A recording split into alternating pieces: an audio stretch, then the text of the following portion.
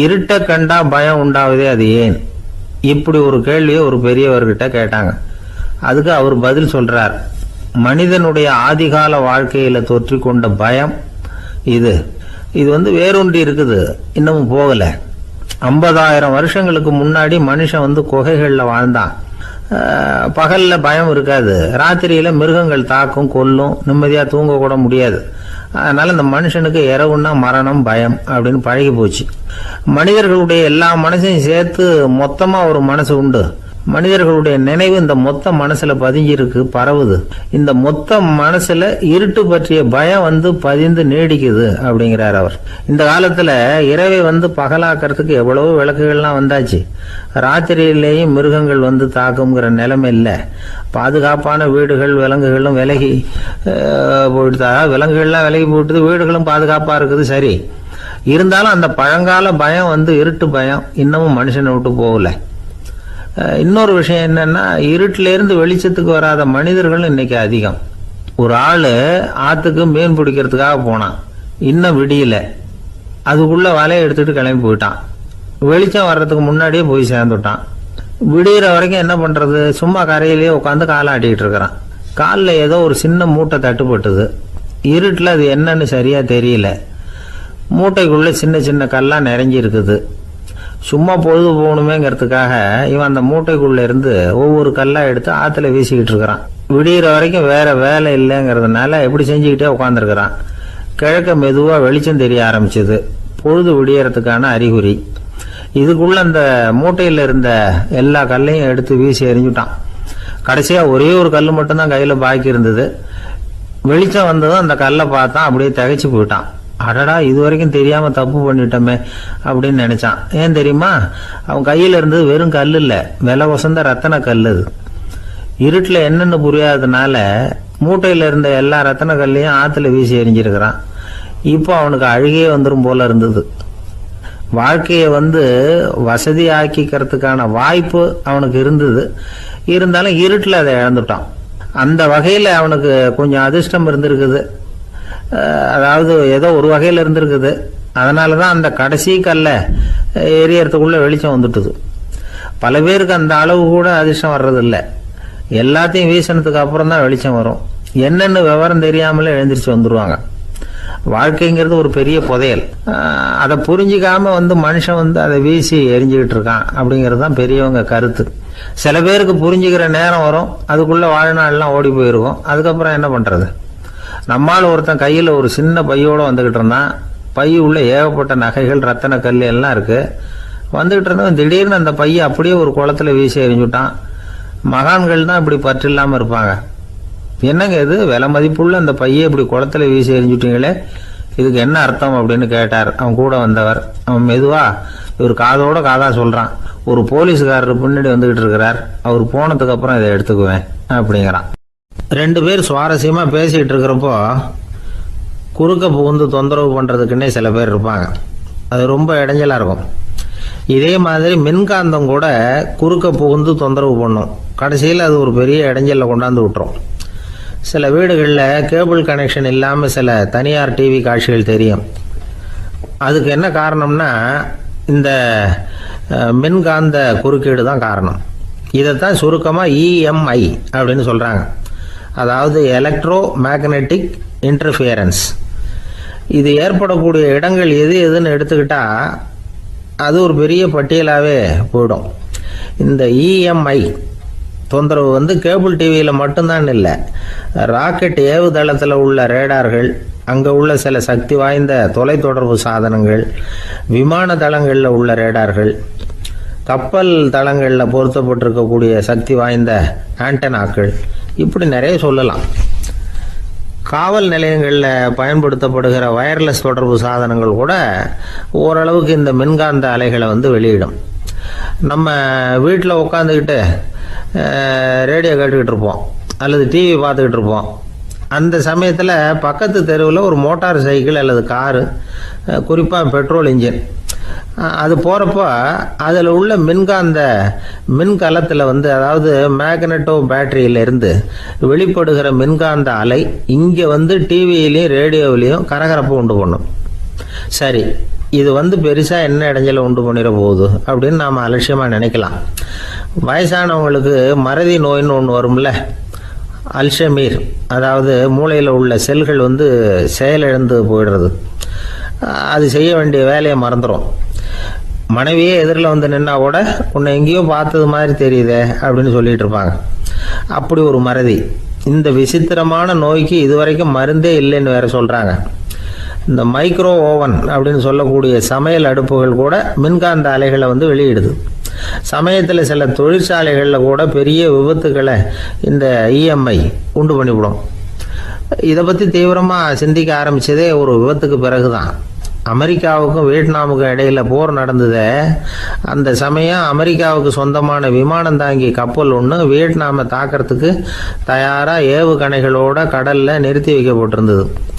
தற்செயலாக அந்த பகுதியில் கப்பல் தொலைத்தொடர்பு பகுதிக்கு அருகில் ஊடுருவிய இந்த சக்தி வாய்ந்த ரேடியோ அலைகள் ஏவுகணையில் இருந்த மின்னணு சர்க்கியூட்டை பூர்த்தி செஞ்சு வச்சுட்டுது. அவ்வளவுதான், ஏவுகணை அங்கேயே வெடித்து சிதறி போச்சு.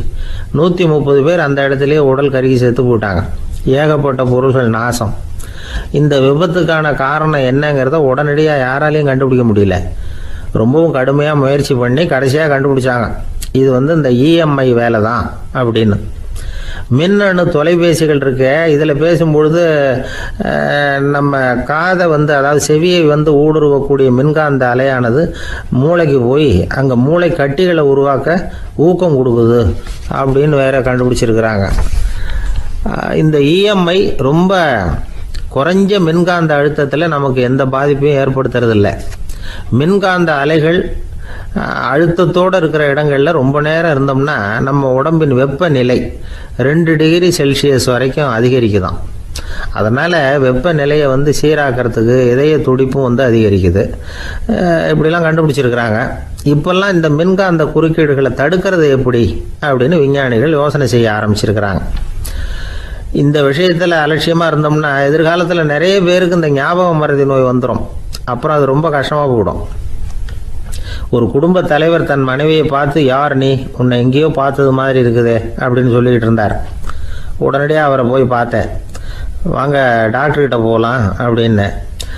அவர் என்னை தனியாக அழைச்சிட்டு போய் காதோட காதாக மெதுவாக சொல்கிறார், இதை பாருப்பா, என் கையில் பணம் இல்லாத போகலாம், அப்படி மறதி நோய் வந்துட்டது மாதிரி நடிச்சுக்கிட்டு இருப்பேன், அவ்வளவுதான், அதை நீ கண்டுக்காத அப்படின்னார்.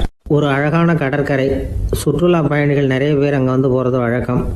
சனி ஞாயிறு கூட்டம் அதிகமாக இருக்கும். அதோட விளைவு என்னங்கிறது அடுத்த நாள் தான் தெரியும். ஆமாம், அந்த கடற்கரையை சுத்தப்படுத்துகிற தொழிலாளிகள் திங்கட்கிழமை ரொம்ப சிரமப்படுவாங்க. சனி ஞாயிறு வந்த கூட்டம் கடற்கரை பூராவும் காலி ஐஸ்கிரீம் கப்புகளை வந்து வீசி எறிஞ்சிட்டு போயிருக்கும். ஆயிரக்கணக்கான கப்புகள் அங்கே பரவலாக கிடக்கும். அதையெல்லாம் பொறுக்கி எடுத்து சுத்தம் பண்ணி ஆகணும். இதனால் திங்கட்கிழமை வேலைக்கு வர்றதுக்கு எல்லோரும் பயப்படுவாங்க. அப்படி ஒரு நிலைமை. பல பேர் அன்னைக்கு வந்து லீவ் எடுத்துகிட்டு போயிடுறது வழக்கம். நமக்கு எதுக்கு இன்றைக்கி தொந்தரவுன்னு. இது ஒரு பெரிய பிரச்சனையாக இருந்தது. இதுக்கு என்ன பண்ணலாம் அப்படின்னு யோசனை பண்ணாங்க. ஒரு ஆலோசனை கூட்டத்துக்கு ஏற்பாடு பண்ணாங்களாம். அந்த நகர நிர்வாக அலுவலர்கள், பணியாளர்கள் எல்லாரும் அதில் கலந்துக்கிட்டாங்க. கூட்டம் ஆரம்பமாச்சு. ஆரம்பத்தில் சொன்னாங்க, இந்த பிரச்சனைக்கு ஒரு தீர்வு வேணும், என்ன பண்ணலாம், அதை முடிவு செய்கிறதுக்கு தான் இந்த கூட்டம். இதில் நீங்கள் செய்ய வேண்டியது என்னென்னா, உங்களுக்கு தோன்றுகிற யோசனை எதுவாக இருந்தாலும் சொல்லுங்கள். கொஞ்சம் கூட தயக்கம் வேண்டாம். நாம் சொல்கிற யோசனை ஈடுபடுமா படாதா அப்படின்லாம் யோசிக்க வேணாம். எல்லாருடைய யோசனைகளையும் அப்படியே பதிவு செய்துக்கிறோம். கடைசியாக அதிலேருந்து ஒரு சிறந்த யோசனையை தேர்வு பண்ணி அதை பயன்படுத்தலாம். இந்த சந்தர்ப்பத்தில் இன்னொரு முக்கியமான வேண்டுகோள், எவ்வளவு சாதாரணமான யோசனையாக இருந்தாலும் சரி, அது சொல்லும் பொழுது அடுத்தவங்க வந்து ஏளனம் செய்யக்கூடாது. இது ஒரு பெரிய யோசனையா அப்படின்னு சொல்லி எதையும் அலட்சியப்படுத்தக்கூடாது. இதுதான் அந்த கூட்டத்தின் ஆரம்பத்தில் செய்யப்பட்ட அறிவிப்பு. உடனே அந்த கூட்டத்தில் இருந்தவங்க ஆளுக்கு ஒரு யோசனை சொல்ல ஆரம்பித்தாங்க. ஒருத்தர் எழுந்திருச்சார், இங்கே வர்ற சுற்றுலா பயணிகள்கிட்ட ஆளுக்கு $10 ஒரு டெபாசிட் மாதிரி வைப்பு பணமாக வாங்கிக்கணும். காலி ஐஸ்கிரீம் கப்பை திருப்பி கொடுத்தா அந்த பணத்தை திருப்பி கொடுத்துடலாம். இப்படி ஒரு ஏற்பாடு பண்ணிக்கிட்டா கப்புகளை தேடி பொறுக்கிட்டு இருக்க வேண்டியதில்லை, எல்லாம் ஒரே இடத்துக்கு வந்து சேர்ந்துடும். அப்படியே நாம் வந்து தூக்கிட்டு போய் ஒரு இடத்துல கொட்டி விடலாம் அப்படின்னார்.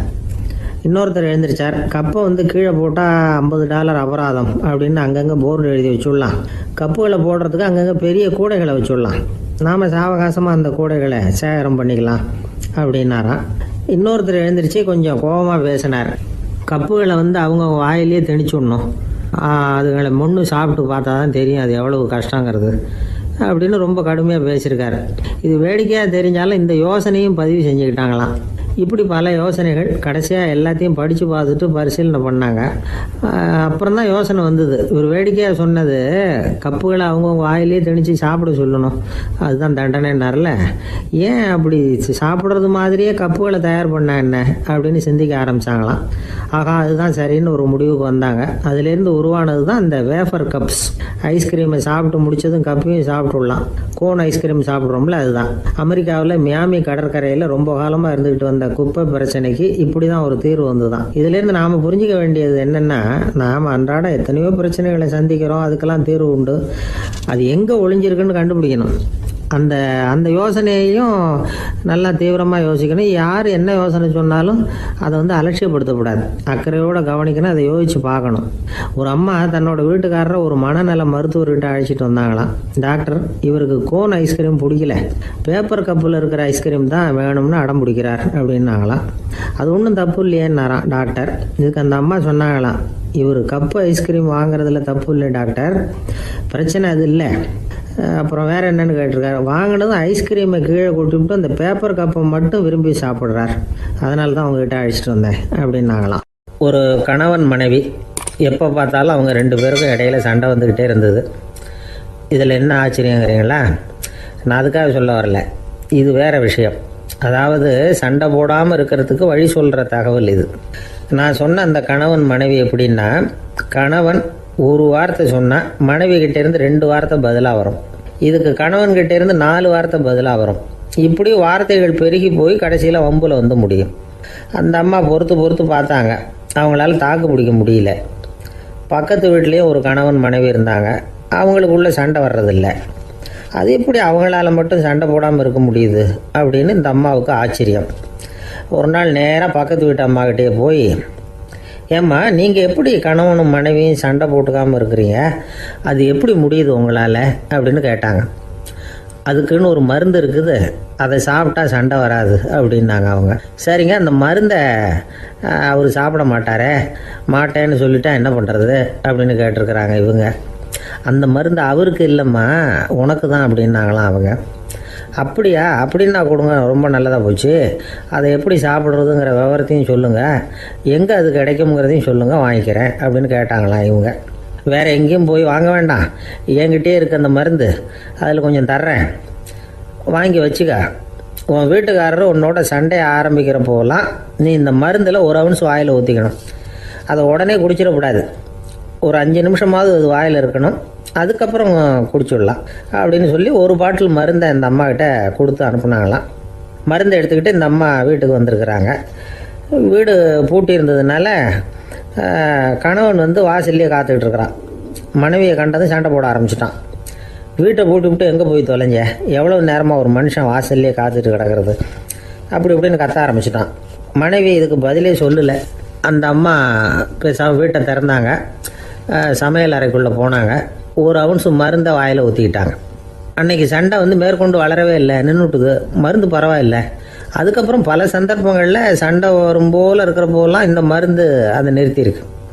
பிரமாதமான மருந்தாக இருக்குது இதை கொஞ்சம் அதிகமாகவே வாங்கி வீட்டில் வச்சுக்க வேண்டியது தான் அப்படின்னு முடிவு பண்ணிக்கிட்டு இந்த அம்மா மறுபடியும் பக்கத்து வீட்டு அம்மாக்கிட்ட போனாங்க.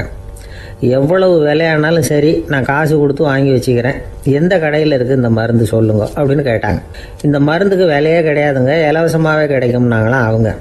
அது எப்படி விலையில்லாமல் இதை விற்க முடியுது அப்படின்னு கேட்டாங்களாம் இவங்க. அது மருந்தாக இருந்தால் தானே விலை வைக்கிறதுக்கு, அது வெறும் தண்ணி தானே அப்படின்னாங்களாம். வெறும் தண்ணியாக சண்டையை நிறுத்துது அப்படின்ட்டு இருக்காங்க இவங்க.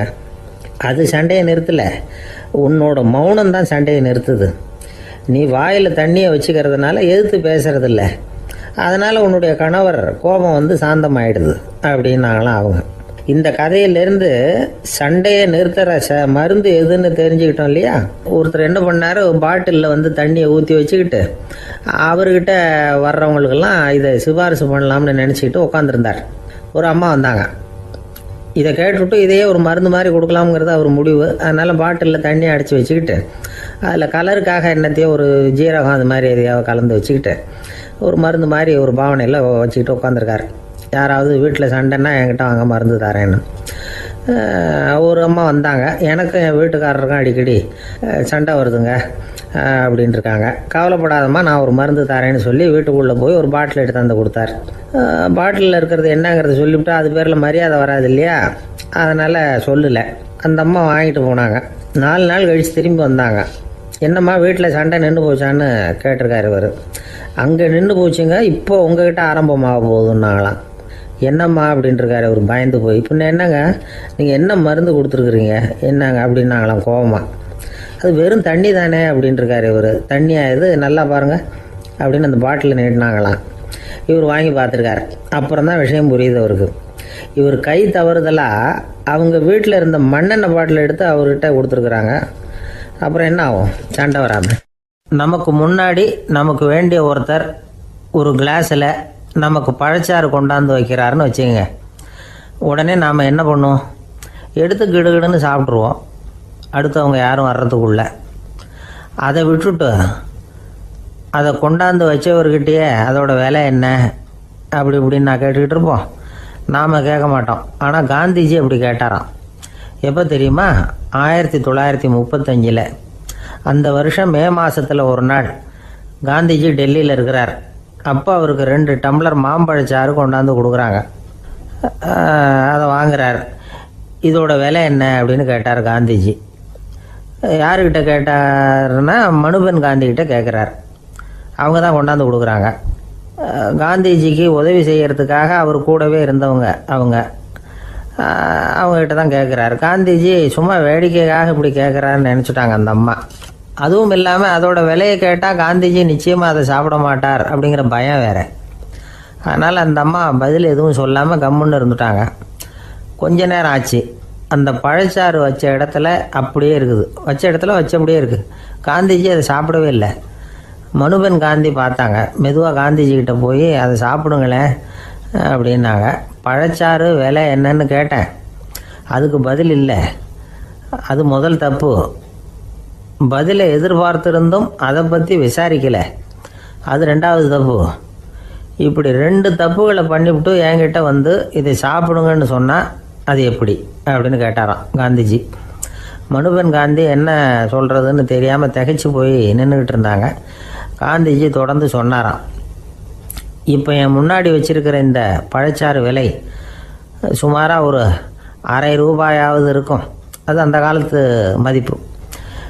இந்த பழச்சாறு இல்லாமல் கூட என்னால் இருக்க முடியும். ஆனால் அவசியமான பொருள்களை வாங்கிறதுக்கு கூட சக்தி இல்லாத மக்கள் இந்த நாட்டில் நிறைய பேர் இருக்கிறாங்க. அப்படி இருக்கிறப்போ எனக்கு என்னத்துக்கு இந்த விலை உயர்ந்த பானம்?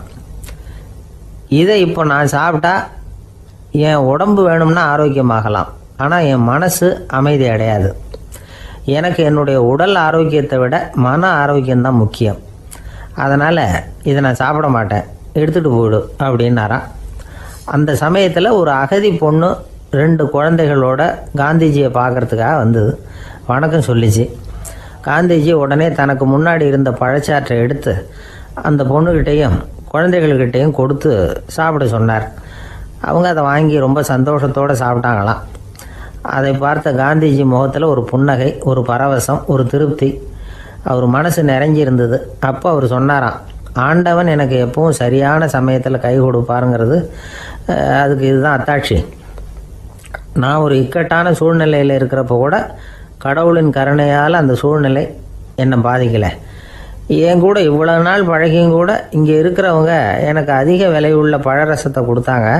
ஆனால் சரியான நேரத்தில் அதை சாப்பிட வேண்டியவங்களை என்கிட்ட அனுப்பி வச்சு என்னை சந்தோஷப்படுத்தினார் கடவுள், அவருக்கு நன்றி அப்படின்னாராம் மகாத்மா காந்தி. உடல் ஆரோக்கியத்தை விட மன ஆரோக்கியம்தான் எனக்கு முக்கியம்னு சொன்னார் பாருங்கள். அதை நாம் எல்லாரும் மனப்பூர்வமாக இன்றைக்கி சிந்திச்சு பார்க்கணும்.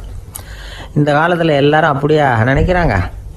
எனக்கு தெரிஞ்ச ஒருத்தர் இருந்தார். தினமும் காலையில் ஒரு காஃபி சாப்பிட உட்கார்ற நேரத்தில் பக்கத்து வீட்டுக்காரர் வந்து சேருவார் கரெக்டாக. உடனே அவரும் தனக்குன்னு வந்திருக்கிற காப்பியை எடுத்து மனப்பூர்வமாக பக்கத்து வீட்டுக்காரர்கிட்ட கொடுத்துருவார். அதுக்கப்புறம் அவருக்காக வேறு காப்பி போட்டு கொண்டாந்து கொடுத்தாலும் வேண்டான்னு சொல்லிடுவார். ஆண்டவனாக பார்த்து சரியான நேரத்தில் அவரை எங்கள் வீட்டுக்கு தினமும் அனுப்பி வைக்கிறார் அப்படிம்பார்.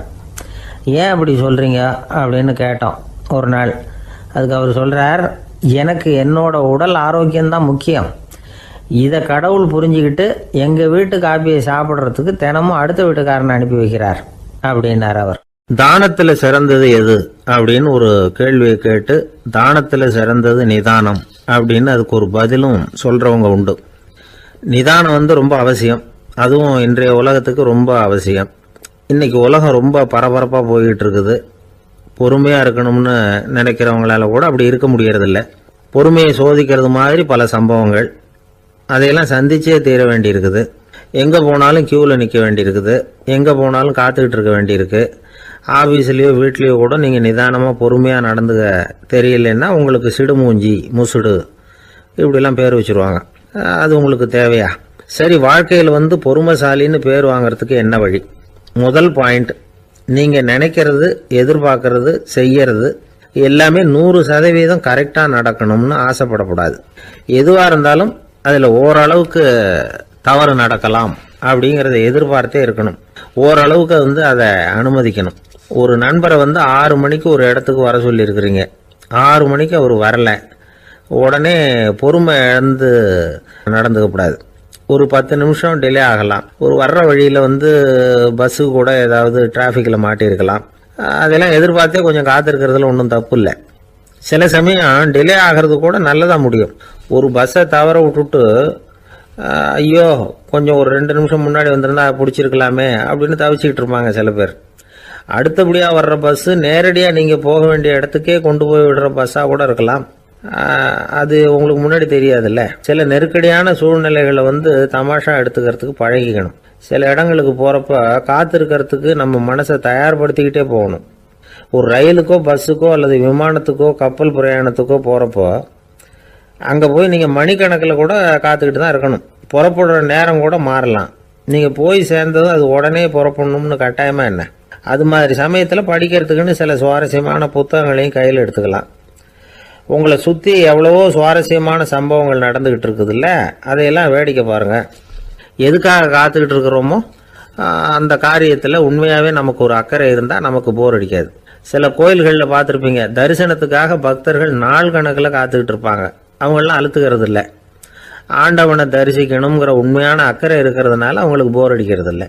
ஆனால் சில சினிமா தியேட்டரில் கூட பார்க்கலாமே, சினிமா கியூ கூட அப்படி தான். சாயந்தரம் 6 மணி ஆட்டத்துக்கு காலம்பரம் 6 மணிக்கே போய் கூட காத்துக்கிட்டு இருப்பாங்க. அவங்களுக்கெல்லாம் போர் அடிக்காது. படம் பார்க்குற ஆர்வம். இன்னொரு முக்கியமான விஷயத்த நாம் பழக்கப்படுத்திக்கணும்.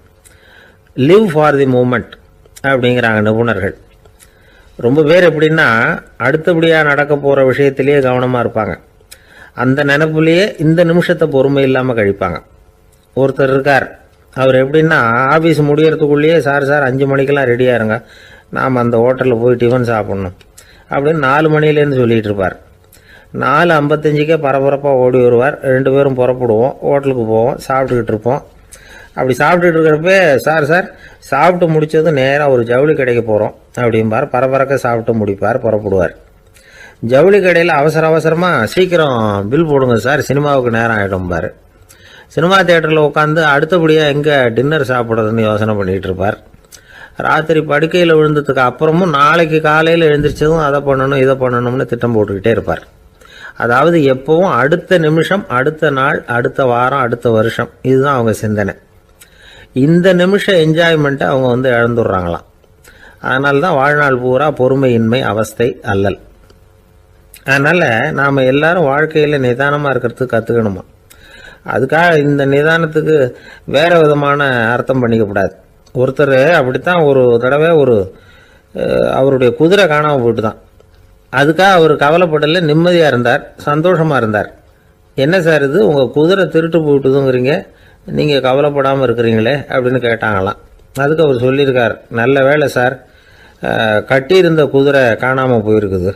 நான் அது மேலே உட்காந்துருக்கிற சமயம் அது காணாமல் போயிருந்ததுன்னா, திருட்டு போயிருந்ததுன்னா நானும் சேர்ந்தில் காணாமல் போயிருப்பேன் அப்படின்னாராம். எவ்வளவு நிதானமான ஆள் பாருங்க. ஒரு நாள் காலை நேரம் ஒரு குரு படுக்கையை விட்டு எழுந்திருக்கிறார். உடனே சீடர்களை பார்த்து எல்லாரும் இப்படி வாங்கங்கிறார். எல்லாரும் வர்றாங்க வேகமாக. என்னங்க வேணும் உங்களுக்கு அப்படிங்கிற மாதிரி எல்லாரும் குருவை பார்த்தாங்க பயபக்தியோட.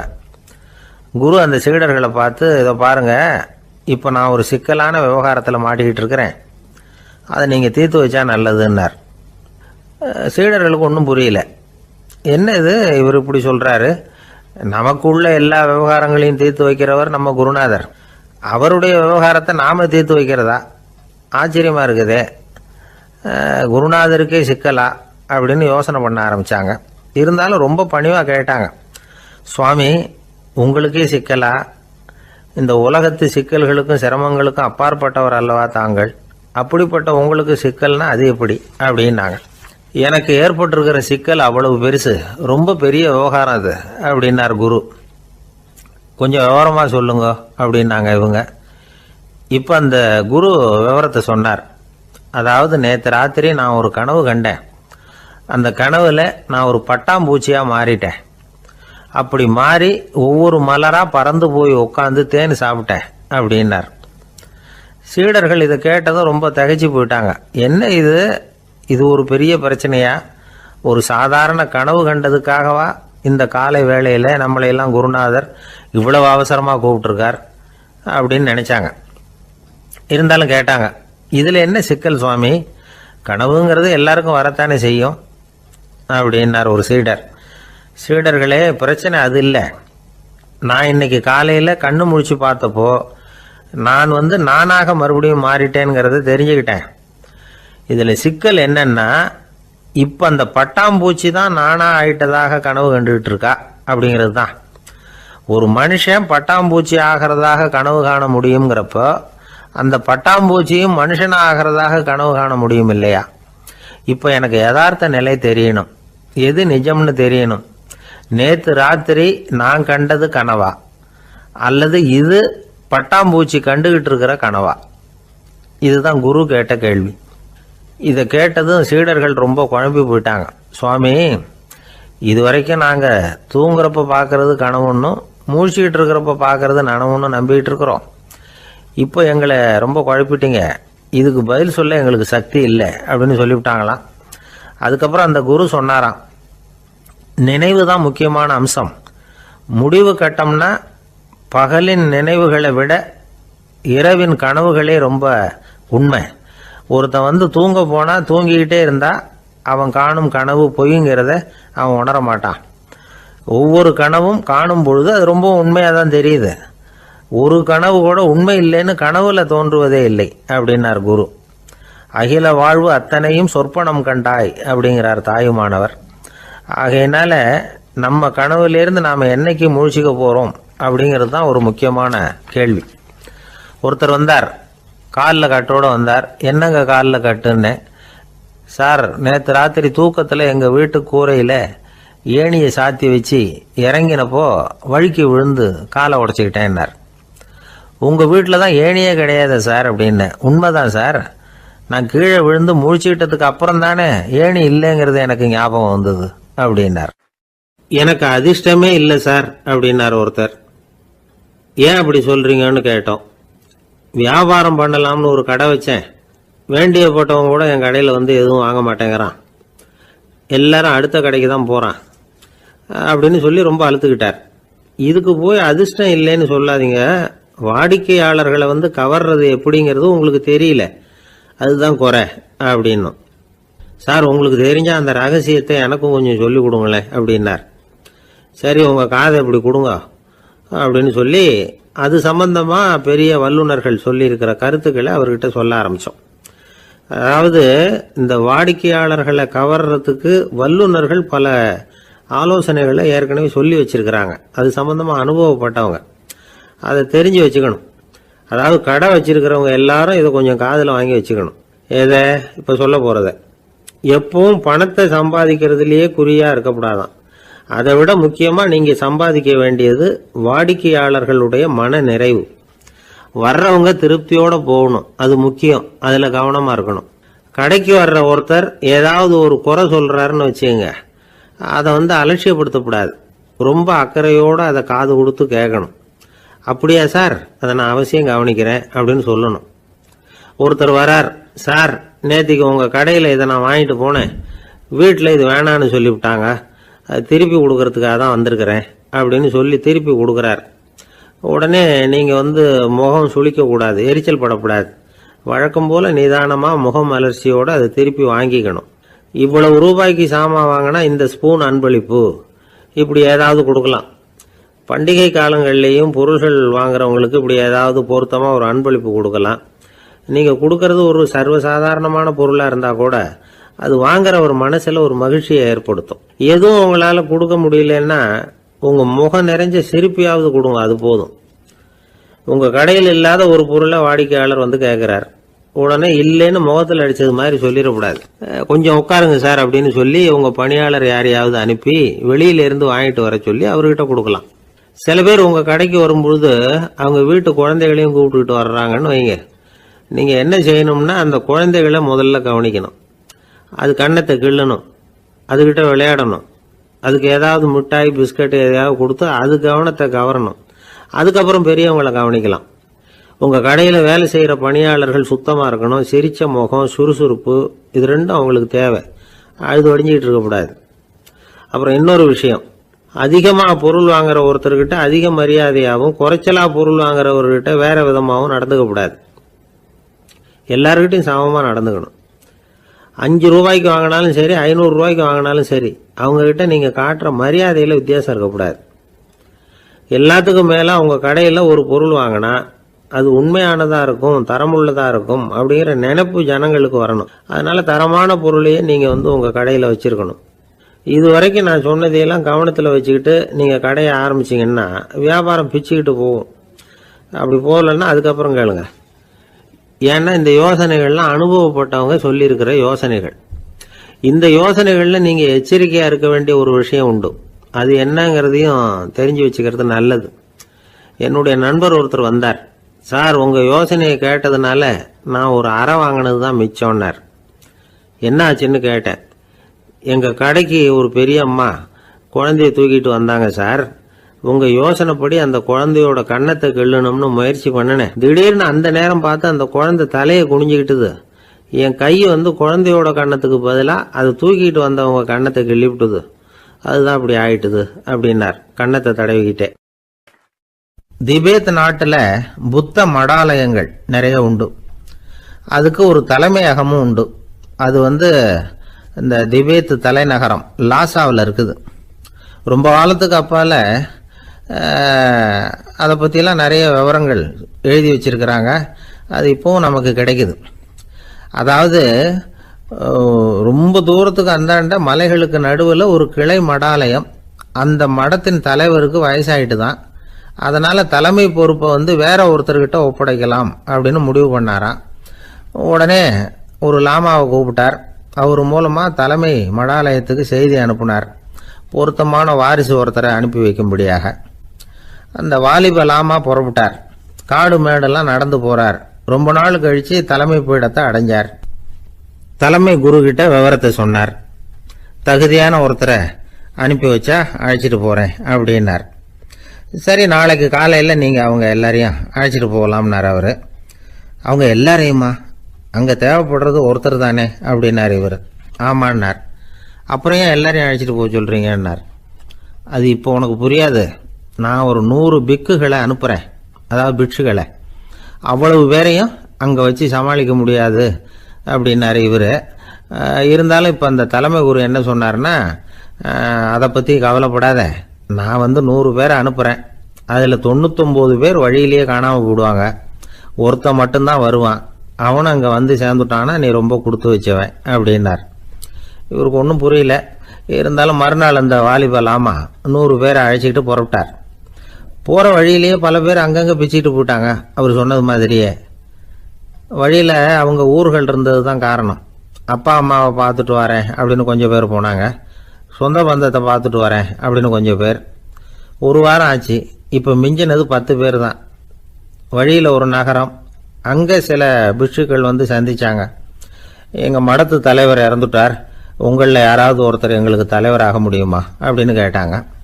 10 பேரும் தயார். அதில் ஒருத்தரை அழைச்சிட்டு அவங்க போயிட்டாங்க. இன்னொரு ஊரில் சில பேர் வந்தாங்க, வழி மறிச்சாங்க. நில்லுங்க, எங்கள் மன்னர் மகளுக்கு திருமணம், அதை நடத்தி வைக்க 3 லாமாக்கள் தேவை அப்படின்னாங்க. இப்படி கொஞ்சம் கொஞ்சமாக எல்லாரும் காலி. கடைசியில் 2 பேரும் மிஞ்சினாங்க. அங்கே ஒரு இளம்பெண் எதிரில் வந்தா. எங்கள் அப்பா வேட்டைக்கு போயிருக்கிறாரு, இன்னும் திரும்பி வரல. வீட்டில் வேற யாரும் இல்லை, தனியாக இருக்க பயமாக இருக்குது. யாராவது ஒருத்தர் எனக்கு துணையாக இருக்கணும் அப்படின்னு கேட்டுக்கிட்டா. எங்கள் 2 பேரில் நீயே ஒருத்தரை தேர்ந்தெடுத்துக்கோ, இல்லைன்னா எங்களுக்குள்ளே சண்டை வந்துடும் அப்படின்னாங்க. இப்போ மிஞ்சினவர் ஒருத்தர், அவருக்கும் ஒரு சோதனை வந்தது. ஒரு தர்க்கவாதி எதிரில் வந்தான், உன்னோட வாதம் பண்ணணும்னா. இவனோட வாதம் பண்ணுறேன், அது முடிய ரொம்ப காலம் ஆகலாம். தர்க்கத்தில் நான் ஜெயிச்சா அங்கே வரேன், இல்லைன்னா இவருடைய சீடனை ஆயிடுவேன் அப்படின்னார் அவர். கடைசியாக அழைக்க வந்த வாலிபலாமா மட்டும் வெறும் கையோடு திரும்பி போனார். அங்கே இருந்த வயசான மடாதிபதி கேட்டார், எத்தனை பேர் அங்கேருந்து புறப்பட்டீங்கன்னார். என்னையும் சேர்த்து 101ன்னார் அவர். நல்லது, நீயாவது திரும்பி வந்திய, அதுதான் எனக்கு போதும். ஏன்னா நீ தான் எனக்கு உண்மையான வாரிசு. அந்த 100 பேரில் யாரும் வரமாட்டாங்க அப்படின்னார் அவர். ஏன்னா அவருக்கு தெரியும் இவர் ஒருத்தர் தான் திரும்பி வருவாருங்கிறது. திபேத்தில் ஒரு பழங்கால பழமொழி உண்டாம், 100 பேர் செல்லலாம், எப்பொழுதாவது ஒருவன் அபூர்வமாக அடைய வேண்டிய இடத்தை அடைவான். இதுதான் அந்த பழமொழி. ஒரு உன்னதமான இலக்கை அடையணும்னா அது அவ்வளவு சுலபமான காரியம் இல்லை. இந்த காலத்து மடாலயம் ஒன்று, அதில் ஒரு தலைவர், அவருக்கு வயசாயிட்டுது, தனக்கு ஒரு வாரிசை நியமிக்கணும் அப்படின்னு ஆசைப்பட்டார். ரொம்ப கஷ்டப்பட்டு ஒருத்தரை பிடிச்சார், தனக்கு வாரிசா நியமிச்சுட்டு அவர் சமாதி ஆயிட்டார். புதுசாக பொறுப்பேற்றுக்கிட்டவர் அப்படியே உட்காந்துருந்தார். அவரை தேடிட்டு பத்திரிகை நிருபர்கள்லாம் வந்தாங்க, கேட்டாங்க. அவர் உங்கள் பொறுப்பில் அவர் பெரியவர் விட்டுட்டு போன இது எவ்வளவு சுமாராக தேரும், எவ்வளவு விட்டுட்டு போனார் அப்படின்னு கேட்டிருக்கிறாங்க. அது என்ன ஒரு 50 லட்சம் இருக்கும் அப்படின்னாராம். அவ்வளவும் பணமா அப்படின்னு கேட்டிருக்காங்க. இல்லைங்க, கடன் அப்படின்னாராம் இவர். ஒரு காடு, அங்கே புத்தர் அவர் பாட்டுக்கு நடந்து போய்கிட்டே இருக்கிறார். அவருக்கு பின்னாடி ஒரு குரங்கு, அதுவும் தொடர்ந்து வந்துக்கிட்டே இருக்குது. புத்தர் திரும்பி பார்த்தார். குரங்கு அப்படியே குதித்து உயர எழும்பி ஒரு கிளையில் போய் உக்காந்துது. ஏன் இப்படி பண்ணுறேன்னு கேட்டார் புத்தர். என்னை சாதாரணமாக நினைக்க வேணாம், நான் மகாமந்தி, என்னால் எல்லாம் முடியும், முடியாதுங்கிற வார்த்தையே என்னுடைய அகராதியில் கிடையாது, என்ன வேணும்னாலும் செய்வேன் அப்படின்னுது. அப்படின்னா ஒரு பந்தயம் வச்சுக்கலாமான்னார் இவர். ஓ, வச்சுக்கலாமேன்னுது. வேற ஒன்றும் இல்லை, இப்போ நீ மேலே எழும்பி அந்த கிளையில் உட்காந்தது மாதிரி அங்கேருந்து தாவி என் உள்ளங்கையில் உட்காரணும், அவ்வளவுதான் அப்படின்னார். அப்படி உட்காந்துட்டா என்ன பரிசு அப்படின்னு கேட்டது அது. சொர்க்கத்தில் இருக்கிற மாமன்னன் மரகத சக்கரவர்த்தியை என்னோட இருக்கும்படியாக கூப்பிட்டுக்கிறேன். அந்த சமயத்தில் அவருடைய அரியணை அங்கே காலியாயிடும், நீ அதில் போய் உட்காந்துக்கலாம். பந்தயத்தில் தோத்துட்டா ஒரு கல்ப காலம் இந்த பூமியில் வாழ வேண்டியிருக்கும், அதுக்கு பிறகு தான் என்கிட்ட வர முடியும், என்ன சொல்கிற அப்படின்னார். குரங்குக்கு தாவறது ஒரு பெரிய காரியமா? இது எனக்கு ரொம்ப சாதாரண விஷயம், என்ன இப்போவே தாவட்டுமா அப்படின்னுது. சரின்னு சொல்லி உள்ளங்கையை நீட்டினார். அவருடைய கை தாமரை இலை அளவுக்கு அப்படியே விரிஞ்சுது. குரங்கு சௌகரியமாக உட்கார்றதுக்காக. குரங்கு தாவறதுக்கு தயாராச்சு. அதுக்கு முன்னாடி ஒரு சின்ன யோசனை அதுக்கு. இந்த கிளையிலேருந்து அந்த கைக்கு தாவறது எனக்கு ரொம்ப அற்பமான ஒரு வேலை, இது ரொம்ப சாதாரணம், என்னுடைய கௌரவத்துக்கு இது சரியாக இருக்காது. அதனால் நான் என்ன பண்ண போகிறேன்னா, இங்கேருந்து கிளையிலேருந்து அப்படியே உயர எழும்ப போகிறேன். எழும்பி மேல் உலகம் போய் அங்கே ஒரு சுற்றிவிட்டு அதுக்கப்புறம் அங்கேருந்து நேராக இந்த கையில் உட்கார போகிறேன் அப்படின்னு நினச்சிது. என்ன யோசிக்கிற அப்படின்னார் புத்தர். ஒன்றும் இல்லை, இந்த பாயிரம் பார் அப்படின்னு சொல்லி தாவி உயர போயிட்டுது. கொஞ்ச நேரத்தில் வான உலகத்துக்கே போய் சேர்ந்துட்டுது. அங்கே போய் பார்த்தா அங்கே ஒரு 5 பளிங்கு தூண்கள் இளம் சிவப்பு நிறத்தில் நின்றுக்கிட்டு இருக்குது. குரங்கு நினச்சிக்கிட்டது, புத்தர்கிட்ட போய் இந்த பளிங்கு தூண்களை பார்த்தோம்னு சொன்னால் அப்படியே திகைச்சு போயிடுவார், இந்த தூணில் ஏதாவது அடையாளம் செஞ்சுட்டு போகணும் அப்படின்னு அந்த இடத்துல மிதந்துக்கிட்டே நினச்சிது. உடனே ஒரு தூணில் எழுதிச்சு. என்ன எழுதிச்சுன்னா, ஒரு மகா ஞானி இங்கே வந்துட்டு போகிறார் அப்படின்னு எழுதிச்சு. எழுதிவிட்டு அப்படியே கீழே தாவி புத்தரோட உள்ளங்கையில் உட்காந்துது. எப்படி பார்த்தீங்களா என்னுடைய வேலை? வான உலகத்துக்கே போய் அங்கே இருக்கிற 5 பளிங்கு தூண்களை பார்த்துட்டு அதில் நான் வந்த விவரத்தை எழுதி வச்சுட்டு அதுக்கப்புறம் இங்கே வந்திருக்கிறேன் அப்படின்னுது ரொம்ப பெருமையாக. அப்படியா அப்படின்னார் புத்தர். ஆமாம், சந்தேகமாக இருந்தால் வாங்க, அழைச்சிட்டு போய் காட்டுறேன் அப்படின்னு அந்த குரங்கு. அதுக்கு தேவையில்லை, அப்படியே கொஞ்சம் கீழே குனிஞ்சு பார், தெரியும் அப்படின்னார் புத்தர். அங்கே பார்த்தா புத்தரோட உள்ளங்கை தெரிஞ்சுது. நல்லா உத்து பார்த்துது. அவரோட ஒரு விரலில் அது எழுதிய வாசகம் தெரிஞ்சுது. குரங்கு யோசனை பண்ணிச்சு, அப்படின்னா வானத்தில் நான் பார்த்தது புத்தரோட விரல்களா அப்படின்னு யோசிச்சுது. இதை புரிஞ்சுக்கிட்ட உடனே அந்த குரங்கோட கர்வம் அழிஞ்சு போச்சான். நம்ம மனசு தான் இந்த குரங்கு. மனம்ங்கிறதும் ஆணவம்ங்கிறதும் ஒரு நாணயத்தின் ரெண்டு பக்கங்கள். மனம் உள்ளவரை ஆணவமும் இருக்கும். மனம் அழிஞ்சாதான் ஆணவம் அழியும். மனம் அழிய வேண்டும் அப்படின்னு பெரியவங்க சொல்கிறது இந்த அர்த்தத்தில் தான். நம்ம ஆளுங்க சவால் விடுறதெல்லாம் வேறு மாதிரி. ஒருத்தன் ஒரு வாய்க்காலை தாண்டுறேன்னு பந்தயம் கட்டி தாண்ட முடியாமல் வாய்க்காலில் விழுந்து காலை உடச்சிக்கிட்டு கட்டு போட்டுக்கிட்டு வந்தான். ஏன்டா அப்படின்னு கேட்டாங்க. நான் பந்தயம் கட்டின நேரம் சரியில்லை அப்படின்னா. எப்படிறான்னு கேட்டிருக்காங்க. வாய்க்காலில் தண்ணி இருக்கிற நேரமாக பார்த்து பந்தயம் கட்டியிருக்கணும் அப்படின்னானா. ஒரு ஊரில் ஒரு ஆள் இருந்தான். அவனுக்கு ஒரே ஒரு மகள். அவளை நல்ல இடத்துல கட்டி கொடுக்கணும்னு ஆசைப்பட்டான். அதுக்காக மாப்பிள்ளை தேடிக்கிட்டு இருந்தான். அவன் கொஞ்சம் வசதியான ஆள். அதனால் நிறைய பேர் வந்தாங்க. இருந்தாலும் ஒரு நல்ல குணமுள்ள மாப்பிள்ளையாக இருக்கணும் அவன் எதிர்பார்த்தான். அப்படி இருக்கணும்னு தொடர்ந்து முயற்சி பண்ணான். கடைசியாக ஒரு 3 பேர் கிடைச்சாங்க. அந்த 3 பேரில் யாரை தேர்ந்தெடுக்கிறது, இதுதான் அவனுக்கு வந்த குழப்பம். இந்த நிலைமையில் ஒரு பெரியவரை தேடி போனான். அவர்கிட்ட தன்னுடைய பிரச்சனையை சொன்னான். அவர் கொஞ்சம் யோசனை பண்ணார். அதுக்கப்புறம் 3 பேரையும் கூப்பிட்டார். இதை பாருங்கப்பா, உங்கள் 3 பேருக்கும் 3 மாத கால அவகாசம் தர்றேன். நீங்கள் இப்போ போகலாம். 3 மாதம் கழித்து திரும்பி வரலாம். அப்படி வரும்பொழுது இந்த 3 மாத காலத்தில் நீங்கள் செஞ்ச நல்ல காரியம் ஏதாவது ஒன்று சொல்லணும். அதை வச்சு உங்களில் ஒருத்தரை நாங்கள் தேர்ந்தெடுத்துக்கிறோம் அப்படின்னு சொன்னாராம். 3 பேரும் சரின்னு சொல்லிவிட்டு திரும்பி போயிட்டாங்க. 3 மாதம் ஆச்சு. அதுக்கப்புறம் ஒரு நாள் திரும்பி வந்தாங்க. அவர் அவங்கள கூப்பிட்டு உட்கார வச்சார். அப்புறம் கேட்டார், இப்போ சொல்லுங்கள், இந்த 3 மாத காலத்தில் நீங்கள் செஞ்சுருக்கிற ஏதாவது ஒரு நல்ல காரியத்தை சொல்லுங்க அப்படின்னார். முதல்ல ஒருத்தன் எழுந்திரிச்சு நின்னான். ஐயா, எங்கள் அப்பா இறந்த பிறகு அவரோட கணக்கு வழக்குகளை எடுத்து பார்த்துக்கிட்டு இருந்தேன். அவர் ஒரு வியாபாரிகிட்ட 10,000 ரூபா கடன் வாங்கியிருக்கிறதாக எழுதியிருந்தார். அந்த வியாபாரியும் இப்போ உயிரோடு இல்லை. இருந்தாலும் அந்த வியாபாரியோட மகனை தேடி கண்டுபிடிச்சேன். கணக்கு புத்தகத்தை காட்டினேன். எங்கள் அப்பா உங்கள் அப்பா கிட்ட 10,000 ரூபா கடன் வாங்கியிருக்கிறதாக இதை எழுதியிருக்கிறார். அதனால் அதை திருப்பி கொடுக்கறதுக்காக வந்திருக்கிறேன். இந்தாங்க அந்த பணம் அப்படின்னு சொல்லி கொடுத்துட்டு வந்துட்டேன் அப்படின்னு நானும். இதை பெரியவர் கவனமாக கேட்டுக்கிட்டார். அதுக்கப்புறம் 2வது இளைஞன் எழுந்திரிச்சான். ஐயா, நான் போன மாதம் ஒரு நாள் ராத்திரி வேளையில் ஒரு காட்டுப்பாதை வழியாக எங்கள் ஊருக்கு போய்கிட்டு இருந்தேன். அந்த சமயத்தில் அந்த வழியாக வந்துக்கிட்டு இருந்த ஒரு வழிப்போக்கர்கிட்ட 4-5 திருடர்கள் வம்பு வளர்த்து அவர்கிட்ட இருந்த பொருளை எல்லாம் கொள்ளையடிச்சிக்கிட்டு இருந்தாங்க. நான் உடனே ஒரு குச்சியை எடுத்துகிட்டு ஓடினேன். அந்த திருடர்களை அடித்து விரட்டினேன். பொருளை எல்லாம் மீட்டு அந்த வழிப்போக்கர்கிட்ட ஒப்படைச்சேன். அவரை பத்திரமா அழைச்சிட்டு போய் அவர் வீட்டில் விட்டுட்டு வந்தேன் அப்படின்னு நானும். இதையும் பெரியவர் கவனமாக கேட்டுக்கிட்டார். அடுத்தபடியாக 3வது இளைஞன் எழுந்திரிச்சான். ஐயா, போன மாதம் ஒரு நாள் நான் ஒரு மலைப்பாதை வழியாக போய்கிட்டு இருந்தேன். மலைப்பாதை விளிம்பில் ஒரு மதகு கட்டை, அது மேலே ஒரு ஆள் படுத்து தூங்கிட்டு இருந்தான்.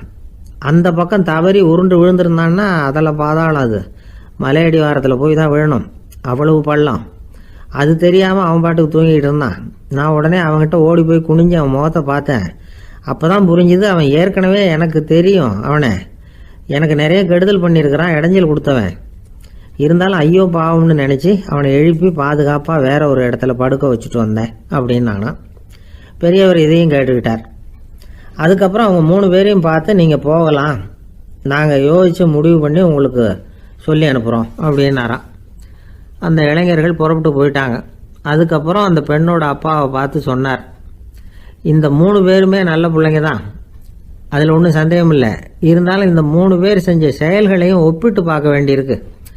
முதல் இளைஞன் நேர்மைக்கு எடுத்துக்காட்டாக விளங்குறான். இந்த காலத்தில் இது மாதிரி இளைஞர்களை பார்க்கறது ரொம்ப கஷ்டம்தான். இருந்தாலும் அவன் கடமையை தான் செஞ்சான். 2வது இளைஞன் நல்ல வீரன், தைரியசாலி. ஒரு வீரன் எதை செய்யணுமோ அதைத்தான் இவன் செஞ்சான். இவன் ஒரு லட்சிய மனிதன். 3வது இளைஞன் தன்னுடைய பகைவனுக்கே உதவி செஞ்சிருக்கான். அவன் உயிரை காப்பாற்றியிருக்கிறான். பகைவனுக்கு அருள்வதுங்கிறது ஒரு சாதாரண மனுஷனால் செய்யக்கூடிய காரியம் இல்லை. பகையை மறக்கிறதும் பகைவனுக்கு அருள்வதும் தெய்வீக பண்புகள். அதனால் இவனையே உன்னுடைய மகளுக்கு ஏற்ற மாப்பிள்ளையா தேர்ந்தெடுக்கலாம் அப்படின்னு சொன்னாங்களாம். ஒரு நல்ல நாளில் அவங்களுக்கு திருமணம் நல்ல விதமாக நடந்து முடிஞ்சுதான். இது சுவாமி சின்மயானந்தர் சொல்லியிருக்கிற ஒரு கதை. இதிலேருந்து நாம் புரிந்து கொள்ள வேண்டிய ஒரு கருத்து, நமக்கு கெடுதல் பண்ணவங்களுக்கும் நாம் நல்லது செய்யணும். ஆனால் நடைமுறையில் அப்படி நம்மளால் செய்ய முடியறதில்ல. அதுதான் சிக்கல்.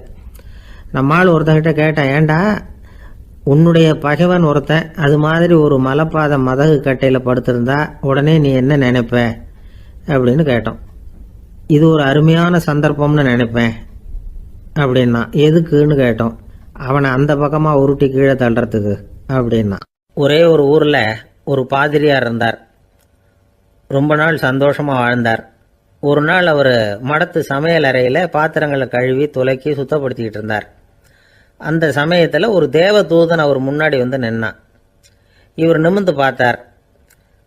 ஆண்டவர் என்னை உங்ககிட்ட அனுப்பியிருக்கிறார், பரலோகத்தில் வாசம் செய்யறதுக்கு உங்களுக்கு நேரம் வந்துட்டுது அப்படின்னு அந்த ஆள். ஆண்டவருக்கு என்னோட ஞாபகம் வந்ததுக்கு நன்றி. ஆனாலும் இப்போ இங்கே நீயே பாரு, எவ்வளவு பாண்டங்கள் பாக்கி இருக்கு, இவ்வளவையும் நான் சுத்தப்படுத்த வேண்டியிருக்கு. நான் நன்றி கெட்டவனாக இருக்க விரும்பலை.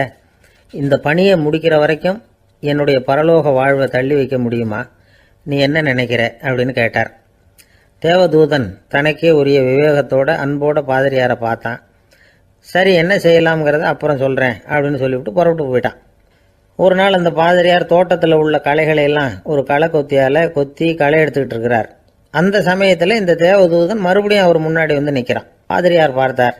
இதை பாரு, இந்த தோட்டம் பூராவும் எவ்வளவு களை மண்டி கிடக்கு, பரலோகம் கொஞ்ச காலம் எனக்காக பொறுத்திருக்கலாம்னு நீ நினைக்கிறியா அப்படின்னு கேட்டார். தேவதூதன் சிரிச்சுக்கிட்டே மறுபடியும் மறைஞ்சிட்டான். மறுபடியும் அவர் களை எடுக்கிறது, தானிய களஞ்சியத்துக்கு வர்ணம் பூசுறது, இப்படிப்பட்ட வேலைகளில் ஈடுபட்டிருக்கார்.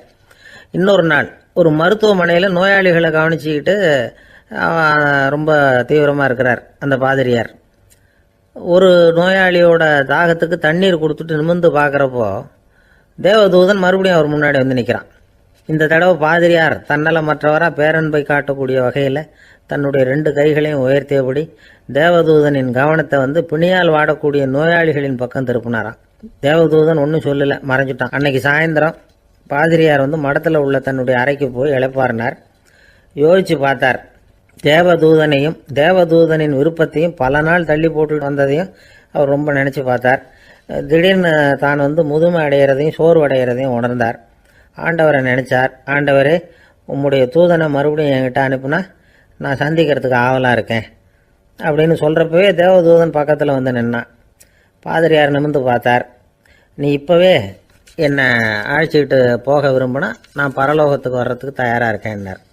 தேவதூதன் அந்த பாதிரியாரை அன்போடவும் விவேகத்தோடவும் பார்த்து, நீங்கள் என் கூட பரலோகத்துக்கு வர்ற தயாராக இருக்கிறதா சொல்கிறீங்க, ஆனால் நீங்கள் இது வரைக்கும் வேறு எங்கே இருந்ததா நினைக்கிறீங்க அப்படின்னானா.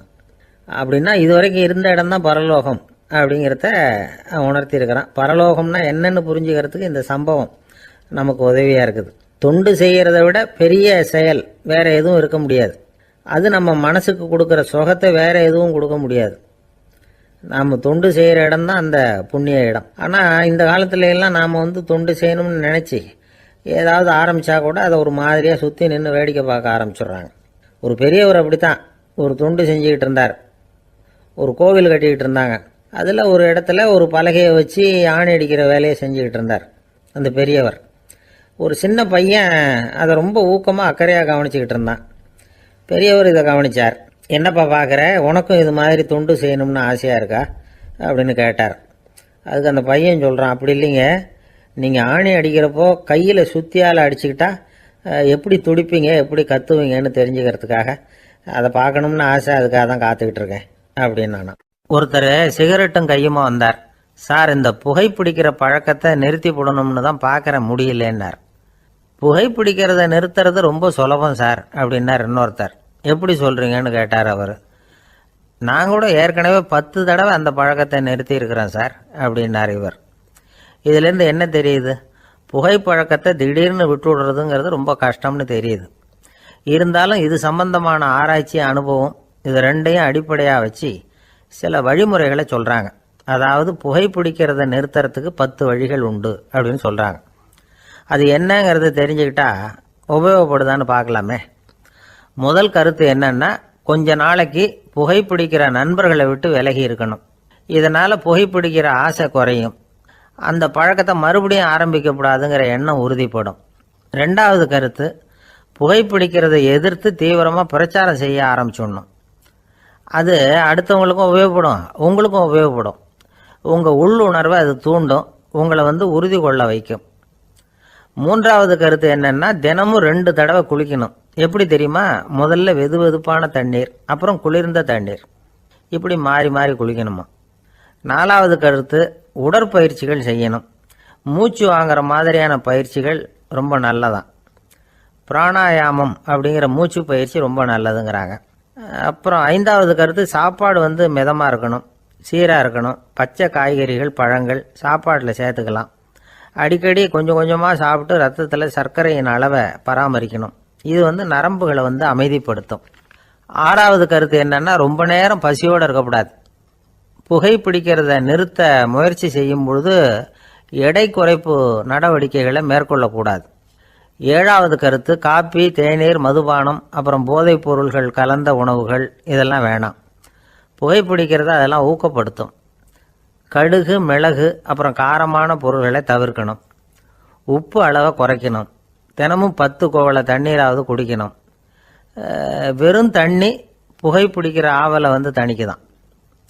8வது கருத்து, கையில் சிகரெட்டு, புகையில ஏதாவது இருந்தால் உடனே தூக்கி எறிஞ்சிருங்க. அது கையில் இருக்கிற வரைக்கும் புகைப்பிடிக்கிற ஆசை வந்துக்கிட்டே இருக்கும். 9வது கருத்து என்னன்னா, இறை நம்பிக்கை உள்ளவங்க புகைப்பிடிக்கிற எண்ணம் வர்றப்போவெல்லாம் பிரார்த்தனை செய்ய ஆரம்பிச்சுடலாம். 10வது கருத்து, உங்களுக்கு ரொம்பவும் வேண்டியவங்க யாரோ அவங்கக்கிட்ட எல்லாம் நீங்கள் புகைப்பிடிக்கிறத நிறுத்தி விட்டதா சொல்லிவிடுங்க. இந்த 10 வழிகளையும் கடைபிடிக்க ஆரம்பிச்சுட்டா புகைப்பிடிக்கும் பழக்கத்தை நிறுத்தி விடலாம் அப்படின்னு சொல்கிறாங்க அனுபவப்பட்டவங்க. முயற்சி பண்ணி பார்க்கலாம். ஒரு முக்கியமான இடத்துல நின்றுக்கிட்டு இருந்தார் ஒருத்தர்.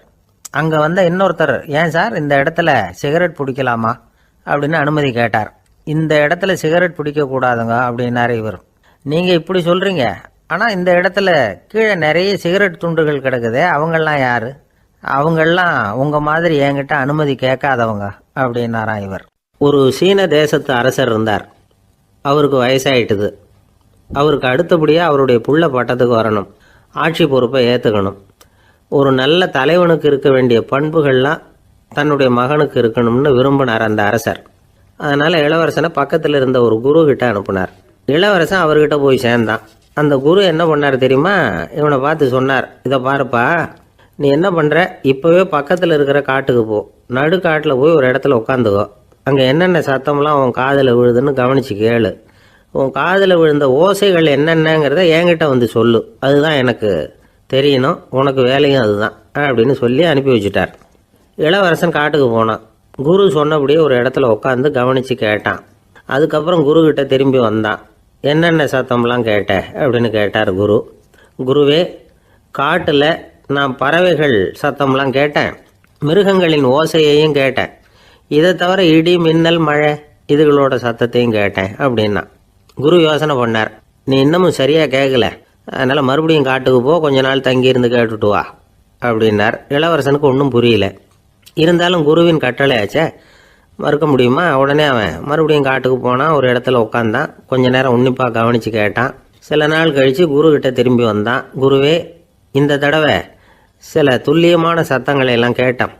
தேனி பறக்கிற சத்தம், நீரோடையின் மெல்லிய ஓசை, இதெல்லாம் கேட்டேன்னா. குரு சிரிச்சார். நீ மறுபடியும் காட்டுக்கு போ, இன்னும் சில நாள் அங்கே இரு, முழுமையாக கவனமாக கேட்டுக்கிட்டு வா அப்படின்னு சொல்லி அனுப்பி வச்சுட்டார். இளவரசனுக்கு குழப்பம் அதிகமாயிட்டுது. ஒன்றுமே புரியல. மறுபடியும் காட்டுக்கு போனான். மௌனமாக ஒரு இடத்துல உட்காந்துட்டான். அப்படியே தியானத்தில் ஆழ்ந்துட்டான். சில நாளில் அவனுக்கு இதுவரை கேட்காத ஓசைகள்லாம் கேட்க ஆரம்பிச்சிட்டுது. இதைத்தான் நான் கேட்கணும்னு என்னுடைய குரு எதிர்பார்த்துருக்கிறாருங்கிறத புரிஞ்சுக்கிட்டான். உடனே குரு கிட்ட ஓடனான். குருவே, இந்த தடவை காதுகளுக்கு கேட்க முடியாத சில ஓசைகளை கூட என்னால் உணர முடிஞ்சுது. பூ மலருகிற ஓசை, சூரியனால் பூமி சூடாகிறப்போ எழுகிற ஓசை, காலை பனித்துளி இந்த புல்லுலாம் குடிக்கிற ஓசை, இது எல்லாம் என்னால் நல்லா கேட்க முடிஞ்சுது அப்படின்னா. குருவுக்கு இப்போ தான் திருப்தி ஏற்பட்டு தான். இளவரசனை பார்த்து சொன்னார், இதை பாருப்பா, இப்போ தான் நாட்டை ஆளுகிற தகுதி உனக்கு வந்திருக்குது அப்படின்னு சொல்லி அதுக்கு விளக்கமும் கொடுத்தாராம். எந்த அரசன் தன்னுடைய மக்களின் இதயம் பேசுகிற மௌன மொழியை, மௌன வார்த்தைகளை கேட்குறானோ அவன் தான் ஆள தகுதி உள்ளவன். எந்த அரசன் தன்னுடைய மக்களின் உணர்ச்சிகளை உண்மையாக உணர்றானோ அவன் தான் முதன்மையான அரசன். போலி வார்த்தைகளை மட்டும் கேட்டுட்டு பல மௌன ராகங்களை காதில் வாங்கிக்காதவன் அரசனே இல்லை. எந்த நாட்டில் எப்போ ஒரு அரசன் தன்னுடைய மக்களின் உணர்ச்சிகளை கேட்க மறுக்கிறானோ அன்னையிலிருந்தே அந்த நாடு அழிய தொடங்குது அப்படின்னு அர்த்தம். இதுதான் அந்த குரு இளவரசனுக்கு போதிச்சது. வாயால் பேசுகிறத மட்டும் கேட்டு ஏமாறக்கூடாது, உணர்ச்சிகளையும் கேட்கறதுல தான் மனப்பக்குவம் உண்டாகும். மக்கள் உணர்ச்சிகளை புரிந்து கொள்ளாத அரசர்கள் நீடிச்சிருக்க முடியாது. அது மாதிரி நாடுகளில் அடிக்கடி குழப்பம் தான் உண்டாகும். அப்படி இருந்தால் அடிக்கடி ஆட்சி மாறிக்கிட்டு இருக்கும். அப்படிப்பட்ட ஒரு தேசம், அங்கே ஒரு சிறைச்சாலையில் 3 கைதிகள் பேசிக்கிட்டு இருந்தாங்க. ஒருத்தன் சொன்னான், நான் இந்த நாட்டு ராஜாவை எதிர்த்து பேசிக்கிட்டு இருந்தேன், அதனால் என்னை பிடிச்சி கொண்டாந்து இங்கே போட்டுட்டாங்க அப்படின்னா ஒருத்தன். இன்னொருத்தன் சொன்னான், நான் இந்த நாட்டு ராஜாவை ஆதரித்து பேசிக்கிட்டு இருந்தேன், அதனால் என்னை பிடிச்சி கொண்டாந்து இங்கே தள்ளிவிட்டாங்க அப்படின்னா. அது சரி, நீ என்ன தப்பு பண்ண அப்படின்னு சொல்லி 3வது ஆளை பார்த்து இவங்க கேட்டாங்க. அதுக்கு அந்த ஆள் சொல்கிறான், நான் தான் இந்த நாட்டு ராஜா அப்படின்னா. திருநெல்வேலி மாவட்டத்தில் கோவில்பட்டிக்கு பக்கத்தில் உள்ள ஊர் கடம்பூர். காமராசர் முதலமைச்சராக இருந்த காலம். கடம்பூரில் ஒரு பள்ளி சீரமைப்பு மாநாடு நடக்குது. அந்த பக்கத்தில் உள்ள பள்ளிக்கூடம்லாம் அதில் கலந்துக்குது. கண்காட்சி வேற, ஊர் பூரா விழா கோலம். மறுநாள் மாநாடு நடக்க போகுது. ஆனால் முதல் நாளே மழை பிடிச்சிக்கிட்டுது. மறுநாளும் அது விடாமல் பேஞ்சிக்கிட்டு இருக்குது. காமராசர் காலையிலேருந்து பல்வேறு நிகழ்ச்சிகளில் கலந்துக்கிட்டு சாயந்தரமாக கடம்பூருக்கு வந்து சேர வேண்டியவர். மழை பேஞ்சிக்கிட்டு இருக்கிறதுனால நிகழ்ச்சி ரத்தாயிடுமோ என்னமோ அப்படின்னு எல்லாரும் சந்தேகப்பட்டுக்கிட்டு இருக்கிறாங்க. அவர் கோவில்பட்டி பயணிகள் விடுதியில் இருக்கிறார். கடம்பூர்லேருந்து சில பேர் போய் அவரை சந்திக்கிறாங்க. மழை பெஞ்சிக்கிட்டு இருக்குதே, என்ன செய்யலாம் அப்படின்னு கேட்குறாங்க. மழை பெஞ்சா நல்லது தானே, அதுக்காக மாநாட்டை எதுக்காக ரத்து செய்யணும்? ஆசிரியர்கள் எவ்வளவு கஷ்டப்பட்டு ஏற்பாடு பண்ண மாநாடு, கட்டாயம் வந்துடுறேன் அப்படின்னாராம் காமராசர். உடனே புறப்பட்டார். மழையை பொருட்படுத்தாத மக்கள் கூட்டம், அது கலையாமல் காத்துக்கிட்டு இருக்கிறாங்க அவ்வளோ பேரும். தலைவர் வந்துட்டார்னு தெரிஞ்சது ஜனங்களுக்கு ஏகப்பட்ட உற்சாகம். ஜனங்கள் அவ்வளவு உற்சாகமாக வரவேற்றாங்க. மாநாடு ஆரம்பமாச்சு. மலர் மாலைகள் மலை மாதிரி குவிய ஆரம்பிச்சுட்டுது. வரிசையாக ஒவ்வொரு கல்வி நிலையம் சார்பாகவும் வரவேற்பு பத்திரம் வாசித்து கொடுக்குறாங்க. என்ன வாசிக்கிறாங்கங்கிறத காமராசர் கூர்ந்து கவனிக்கிறார். ஏகப்பட்ட புகழ் மொழிகள், ரொம்ப பாராட்டி புகழ்ந்து என்னென்னமோ வாசிச்சுக்கிட்டு இருக்கிறாங்க. கொடை வள்ளலே, குணக்குன்றே, மலையே, கடலே, இப்படி தமிழ் மொழியில் பாராட்டுறதுக்கு எத்தனை வார்த்தைகள் உண்டோ அத்தனையும் அதில் சேர்த்துருக்குறாங்க. காமராசர் பொறுமை இழந்துட்டார். போதும் போதும், உங்கள் எல்லாரையும் பார்த்து 2 வார்த்தை பேசிவிட்டு போகிறதுக்காக தான் நான் வந்திருக்கிறேன். எல்லாரும் மழையில் சிரமப்பட்டு நின்றுக்கிட்டு இருக்கிறீங்க, இப்படி என்ன புகழ்ந்து படிச்சுக்கிட்டே இருந்தால் எப்படி அப்படின்னாராம். அதுக்கப்புறம் பேசி முடிச்சிருக்கிறார். மாநாட்டு நிகழ்ச்சிகள் முடிஞ்சதும் இன்னொரு நிகழ்ச்சியில் கலந்துக்கிறதுக்காக புறப்பட்டாராம். ஒரு திறந்த ஜீப்பில் அவரை ஊர்வலமாக அழைச்சிக்கிட்டு போயிருக்கிறாங்க. தெருவில் 2 பக்கமும் ஏகப்பட்ட கூட்டம். அங்கங்கே ஜீப்பை நிறுத்தி ரோஜா மாலை, ஜருக மாலை இப்படி போட்டுக்கிட்டே இருக்கிறாங்க. அதையெல்லாம் அப்படி அப்படியே வாங்கி அங்கங்கே நின்றுக்கிட்டு இருந்த குழந்தைகள்கிட்டையும் தாய்மார்கள்கிட்டையும் கொடுத்துக்கிட்டே போகிறார். அந்த சமயத்தில் கூட்டத்துக்கு அப்பால் ஒரு பெரியவர் கையில் ஒரு மல்லிகை சரத்தோடு நின்றுட்டு இருக்கிறார். அவரால் முண்டி அடிச்சுக்கிட்டு முன்னால் வர முடியல. காமராசர் இதை கவனிக்கிறார். அவ்வளவுதான், உடனே நிறுத்தப்பா வண்டியை அப்படிங்கிறார். ஜீப்பு நிற்கிது. டிரைவரை பார்த்து, அதோ பார், அங்கே ஒருத்தர் நிற்கிறார் பார், அவரை இங்கே அழைச்சிட்டு வா அப்படின்னாராம். கூட்டம் வழி விடுது. அந்த பெரியவரை கிட்டத்தில் அழைச்சிட்டு வர்றாங்க.